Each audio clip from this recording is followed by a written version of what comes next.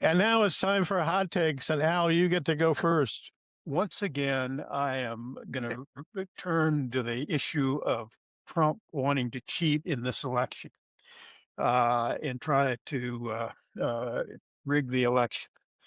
There's a story in the New York Times a day or two ago that said the administration is demanding that states change voting rules or lose anti-terrorism funds. And apparently FEMA uh, has made it clear that their annual anti-terrorism grants and a percentage of that money will not go to states uh, uh, that don't turn to paper ballots, verify citizenship of voters, and conduct what would be extraordinarily costly audits.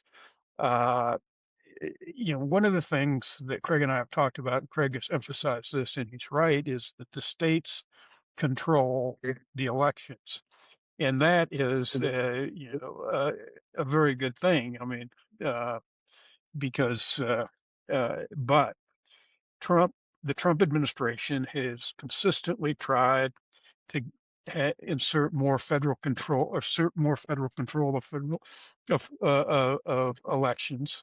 This is another indication they've tried this tact uh, in other ways, and usually they've been thrown out by the courts. But Trump made it very clear when he went uh, to Mount Rushmore on July 3rd that he thinks Republicans are stupid if they lose an election because all they'd have to do is end the filibuster, pass his Save America Act, and they'd never use an election for 100 years. Uh, that doesn't seem like he's really interested in free and fair elections. And as I have repeatedly said on hot takes and other places, that's a big deal because he is doing everything he can, at least in my view, to make it more difficult for Republicans to get votes. And but he also has a lot at stake because uh, the presidency is the most lucrative job he's ever had, and he wants to stay there. And so you have got to expect somebody who led an insurrection and a riot uh, in 2021 will do whatever he can to cheat in 2026. And so we all have to try to prevent that. Mr. Fuller? Well, my hot take for the week is maybe a little bit lighthearted, and it's because I was flipping around on my YouTube channel when who should appear but the Secretary of State, Marco Rubio, a fellow I know, but who's often kind of serious, stoic, glum. I don't know what you want to call it, but he is talking about war and taking over Cuba or Venezuela, tough topics. In this particular moment, he was introducing the newly designed passport, and he looked like a kid with a toy. He was smiling. He was laughing. He was like a stand-up comic all of a sudden.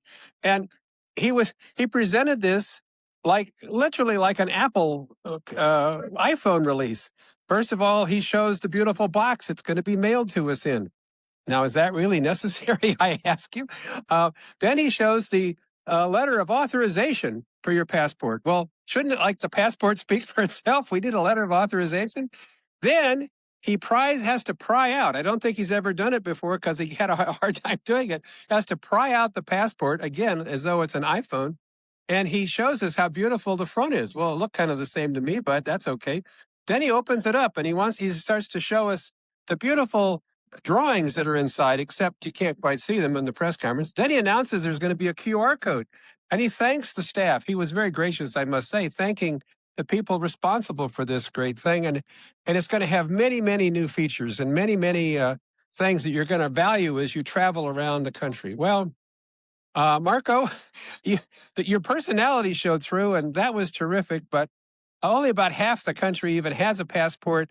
I don't know how many actually renew them in any one year, but this just seems like a lot of expense and a lot of theater for something that is basically a government document we carry in our pocket when we travel. Well, thanks, guys. We'll see you next week.